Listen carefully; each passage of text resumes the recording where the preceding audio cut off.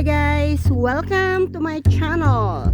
So guys, narito na naman tayo ngayon sa panibagong update ko dito sa aming munting bahay kubo and mini farm. Narito po kami ngayon, kararating lang namin at ngayong araw na to guys, ipapakita ko sa inyo kung ano nasimulan ko dito at kung anong nagawa ko ritong panibago sa aming munting bahay kubo. And syempre guys, ipapakita ko sa inyo. Excited na rin kasi akong i-share sa inyo at ipakita sa inyo itong mga tanim namin kasi mas tumubo na ngayon at syempre mas nakikita na siya kaysa doon sa previous video ko. Guys, today gumawa ako ng napakagandang balag kasi yung mga upo ko mahahaba na po guys. Since 3 weeks tinanim po siya, so ngayon kinakailangan ko na lagyan siya ng panibagong balag. So guys, let me to show you around here.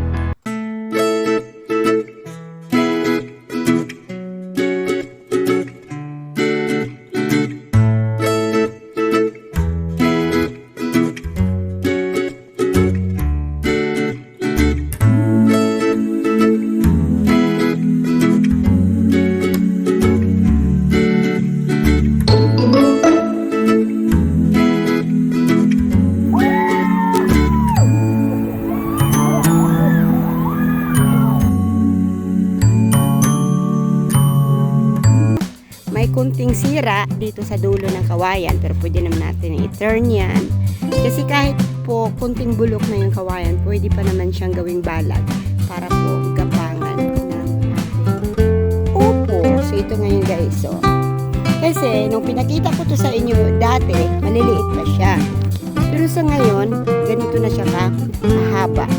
So kailangan alalayan na siya para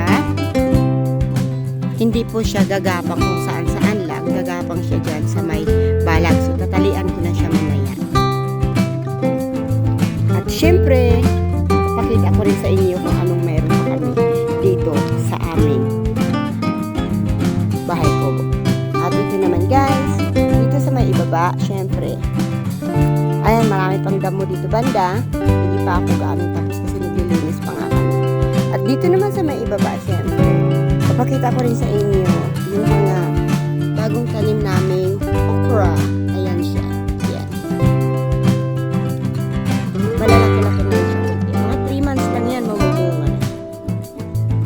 So, dito naman banda mga guys. Yun na po, mahahaba na naman po yung aking mga bagong tanim na kamuting kahoy. Yung na-harvest ko kasi doon sa previous video ko, tinanim ko muli lahat yung kanyang tangkay para po maparami kasi maganda siyang lahing kamuting kahoy kasi yellow siya. Masarap yun gataan at pangkasama cake. At hindi lang dito, tinanim ko rin doon sa bandang kabila pa kasi syempre nakalat-kalat ko siya para hindi sa isang lugar lang may kamuting kahoy ako. At dito naman, tumubo na po yung aking mga pulang tubo. Ayan. Pararamihin ko rin po yan pag lumaki na siya para dumami kasi 7 piraso lang po yan ngayon. So, pinapalaki ko muna bago ko siya paghiwalay-hiwalayin. At dito naman, mayroon akong green na kalabasa, Japanese kalabasa rin. Ayan, gumagapang na siya. Diyan ko lang siya pagagapangin. Hindi ko siya lalagyan ng balag. Ayan. So yan, dumadami na po siya, gumagapang na siya. Siguro mga 4 months may aanihin na ako rito. Ayan siya. Kalabasa po yung green.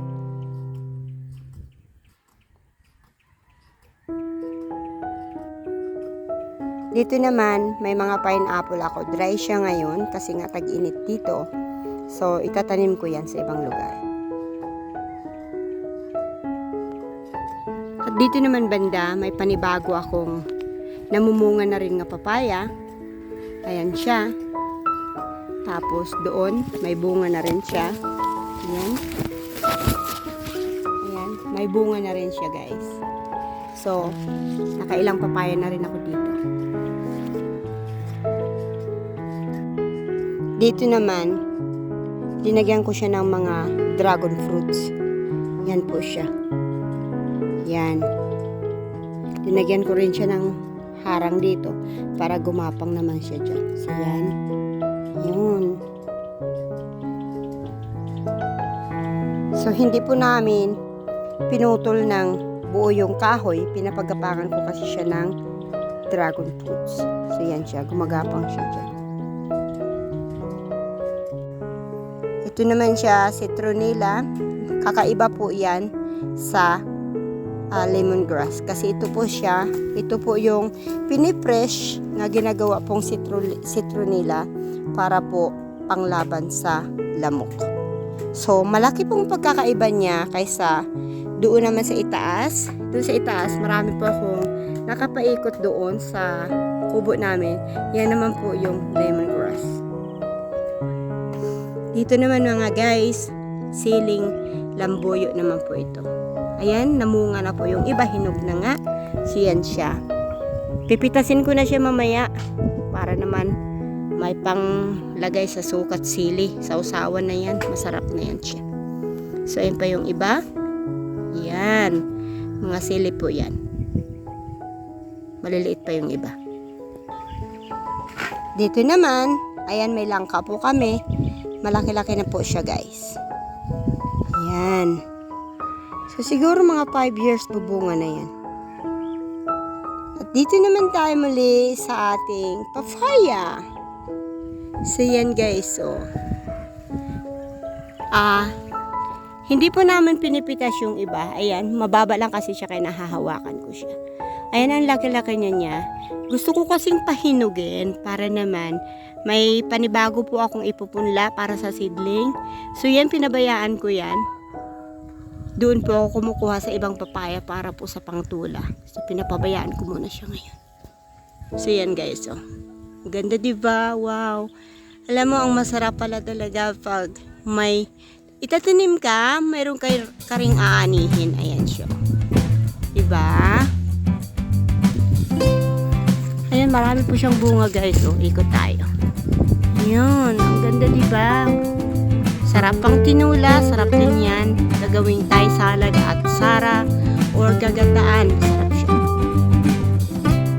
Ito naman yung mga gabi kong puti. Ayan, yung ilalim niya, kangkong po yan guys. Kaya lang ngayon, tag-init na nga po, kaya hindi po maganda yung tubo niya. Ayan. Yan po yung mga gabi kong puti.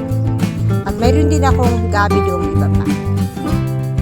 Dito sa luyot naman guys, hindi ko ngayon hina-harvest kasi ang daming mga butas sa luyot ko yan. So guys, ito naman po yung native kong gabi. Masarap po yan pang laing. Yan po yung violet po siya sa gitna at hindi po siya talagang maarte kasi once na tinanim mo siya, hindi po siya na mamatay or nalalanta kahit po tag-init. So yan po siya. Ayan guys, nakita ninyo yung sa ibaba niya, mga kangkong po yung mga tinatanim ko. At least may sarili na po kaming kangkong. At dito naman tayo mga guys, sa banda dito mayroon po akong mga tanim na alugbati. Yan, masarap po yan. Ay, malalaki na siya. Hindi ko pa siya inaani kasi gusto ko kasi paramihin. Hindi lang kasi. Ayan. Tapos ngayon, maliliit pa rin yung iba. Kaya gusto ko munang paramihin. And magdadamo na naman ako dyan soon. Ayan siya. So, dito naman tayo mga guys. Ayan, ha-harvest po ako mamaya. Ayan, ang dami pong bunga ng aking mga talong. Ayan po siya. Haharbisin ko po ito mamaya kasi ayan, ayoko kasi ng masyadong malaki kasi otherwise may uod na siya. Kaya ayan po guys, haharbisin ko na siya mamaya para po pang torta o kaya adobong talong. Ayan o, ayan siya, hahaba po siya. Ayan, naalala ko sa Switzerland ako noon. Ayan siya guys, ang lalaki. Ganitong talong ang mamahal pag bumibili po ako sa Asian shop. Ngayon may sarili po akong tanim. At dito naman mga guys, nung pinakita ko sa inyong part 1 kong video, wala pa pong mga tanim dito gaano. Dito ngayon, tumubo na po yung aking mga kamote. Ayan, mga talbos ng kamote po yan guys. Ayan, hanggang doon po sa itaas. So may sarili na po akong mga pangtalbos. Ayan siya. Dito naman, mayroon po akong malunggay. Ay, nauubos ko nga yung mga dahon kasi lagi po akong nagluluto ng noodle soup at linalagyan ko siya ng malunggay para naman healthy. At syempre, ayan, papakita ko naman sa inyo muli dito sa aming paikot. Ayan yung saluit kanina. Ayan yung aking aso, nakabantay lang dyan. Ayun, hinigaan na niya yung aking mga kangkong. Mga kangkong po lahat yan dyan nasa baba. Kaya lang sa ngayon, ang papayat niya. So doon naman banda guys, maluwag-luwag din kasi po rin itong munting lupain namin. Ayan dyan, kinaniman ko ulit yan dyan ng kamuting kahoy. At saka doon pa sa likod, may mga kamuting kahoy na rin po yan. At saka may mga patani dyan nga tinanim ako ngayon. Pero hindi pa siya tumutubo. So yan guys, oh. Kamuting kahoy po muli yan. Ayan siya. Marami ng damo, kaya kailangan ko na namang linisin yan dyan. Ay, kamuting kahoy po lahat yan. Ayan siya. Ayan, marami pang kahoy dyan. Tinambak namin nung nilinis namin dito. Sisibakin pa po namin yan para po panggatong. Kasi pag narito po kasi kami sa bahay kubo namin, gusto ko kasi po magluto sa pugon. Kasi ano siya, masarap kasi pag sinaing ang niluto sa pugon. So dito naman tayo guys. Ayan, paikot-ikot lang tayo dito. Ayan, may kawayan po kami tinanim dyan sa gilid. Ayun doon sa gilid pa, may mga saging, malayo-layo na rin. At saka imbakan ng tubig. At dito naman banda, yung inukay ko na rito, tinaniman ko po ito ng mga beans, wala pa po siya. Yan. So yan po yung aking mga saging.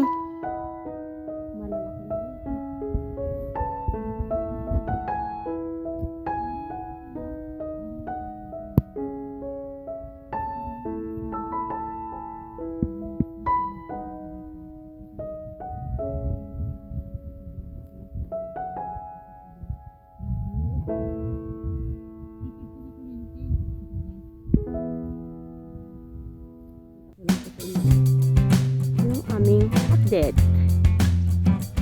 Mag-a-add po ako ng updated po dito sa aming bahay kubo kung ano pong itsura dito sa loob. Sa dulo ng video na to, ilalagay ko yung mga yung mga picture. Ayan ngayon, no? Marami po kaming kalat kasi gumagawa po kami ng bakod kasi maraming asong pumapasok dito sa mga taniman namin. Kaya yan, pinalagyan po namin ng bakod na ganyan.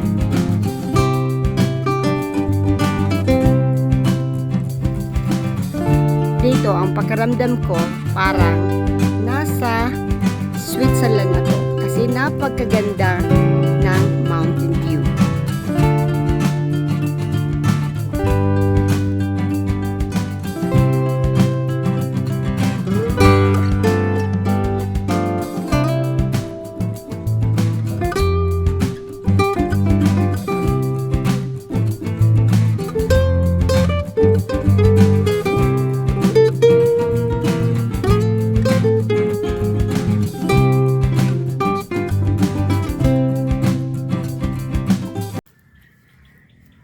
So guys, ito lang po yung update natin for today kung ano pong nabago rito sa aming munting bahay kubo and mini farm.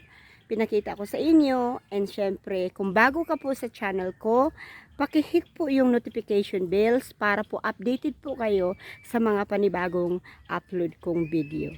At paki-comment na rin below at paki-subscribe na rin po. Isang suporta lang po para naman po lumawak pa at lumaki pa po yung ating channel At syempre, guys, para po updated kayo lagi kung ano man ang mga bagong mga upload ko.